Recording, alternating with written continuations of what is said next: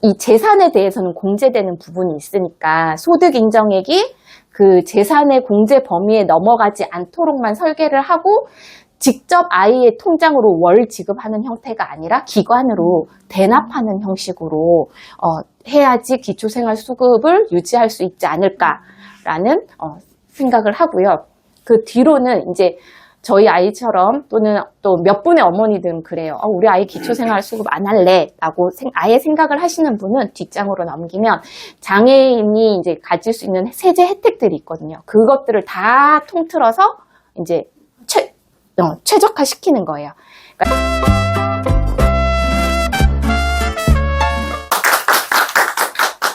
저번에 처음에 인사드린 것처럼 저희 아이는 발달 장애인이고 지금 고2예요. 그리고 저는 초등학교 5학년 이제 비장애 동생도 있고요. 그래서 처음에 저희 아이가 장애인지 모르고 살다가 좀 뒤늦게 알았거든요. 장애인지. 그러니까 거의 그냥 봤을 때는 장애인지 몰라요. 그래서 겪는 어려움이 더 많고 그러다 보니까 저도 이제 많이 이렇게 우울에 빠져서 살다가 이제 둘째가 이제 누나의 장애에 대해서 인지하면서부터 이제 제가 이거 장애를 숨겨서 되는 게 아니라 이렇게 내놔야겠다라는 생각을 하면서 이렇게 장애인식 개선 강의를 하러 다녀요.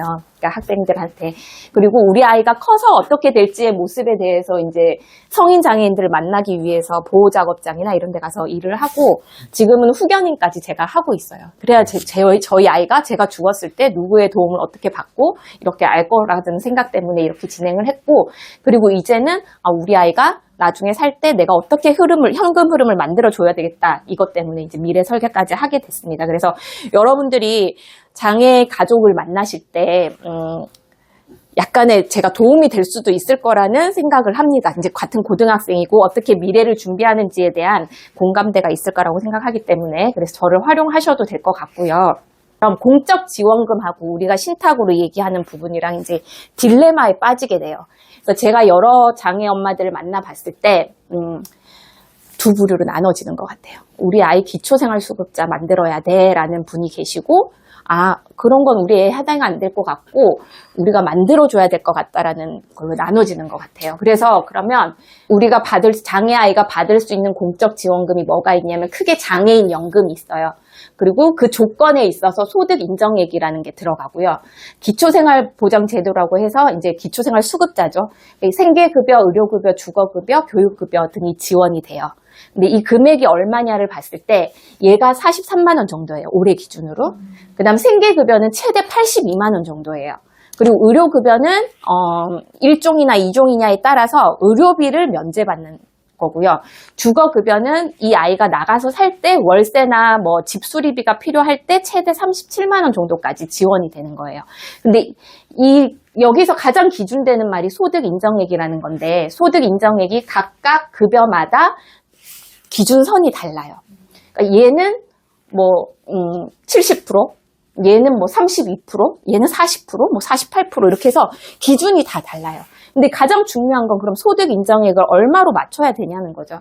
그럼 소득 인정액이라는 크게 두 가지의 합이에요. 소득 평가액이랑 재산을 소득으로 환산하는 거예요.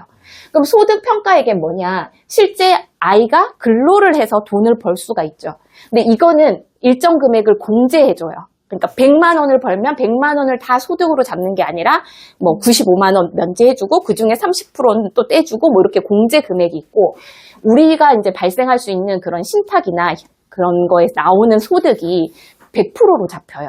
그게 이제 공적 이적 소득, 뭐 사적 이전 소득 이렇게 해가지고 유족연금이라든지 신탁이라든지 이런 소득이 월 나오게 되면은 그 소득 인정액이, 소득 평가액이 바로 올라가 버린다는 거예요.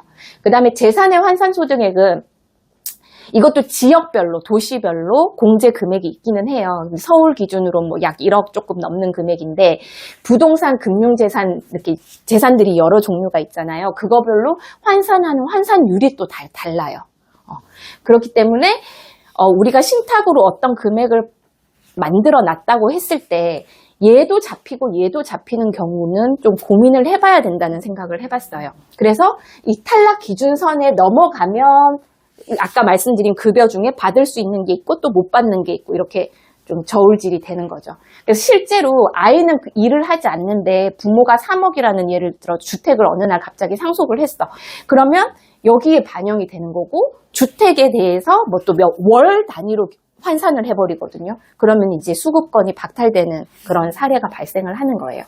뒷장을 넘어가면 근데 제가 이런 고민을 하면서 여러 이제 저도 저희 아이 관련된 어머니들 상대로 이렇게 꾸준히 이렇게 얘기를 해보면은 부모 사후에 일단 장애자녀한테 필요한 금액이 얼마인지가 저는 먼저 생각이 돼야 된다고 생각하거든요. 예를 들어 나 150 정도면 내가 혼자 살 수 있을 것 같아. 그러면 기초생활수급자 하면 돼요. 그리고 기초생활수급자의 조건을 만족하려고 아까처럼 뭐 이혼도 하고 뭐 그렇게 재산도 넘기고 그러는 거겠죠. 그러면 고민을 해봐야죠. 나라에서 주는 약 최대로 받았을 때 160만 원 정도 되는 공적 지원금으로 충분하냐. 부모가 이제 생각을 해봤을 때 그 정도면 충분해 라고 생각하시는 분들도 있고 아니야 내가 조금 더 만들어 줄 거야 라고 하시는 분들은 그 대비책을 마련해야 되는 거예요.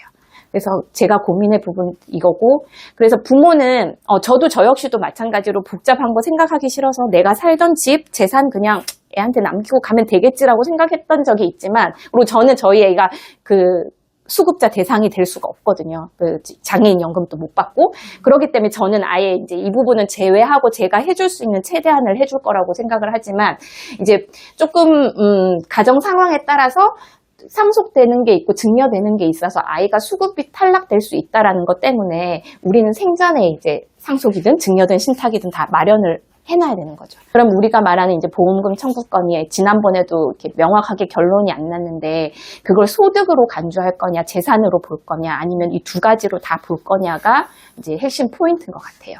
그래서 또 뒤로 넘어가면 그러면 이제 기초생활수급자를 맞추겠다. 그래서 월 지급을 받겠다라고 했을 때는 제 고민으로는 1억이라는 그 보험금 청구권 신탁이 내려갔을 때 월로 가면 안 돼요. 왜냐하면 깎이거든요. 생계급여가. 그러니까 그 친구들은 내가 생계급여 80만 원을 받기 위해서는 유족연금도 안 받으려고 그래요.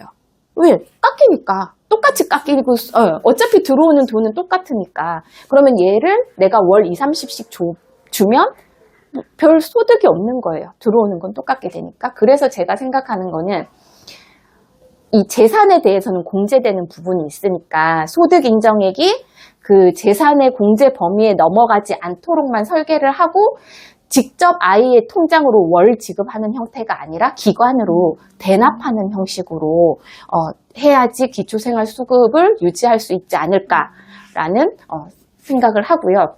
그 뒤로는 이제 저희 아이처럼 또는 또 몇 분의 어머니들은 그래요. 우리 아이 기초생활수급 안 할래 라고 아예 생각을 하시는 분은 뒷장으로 넘기면 장애인이 이제 가질 수 있는 세제 혜택들이 있거든요. 그것들을 다 통틀어서 이제 최적화 시키는 거예요.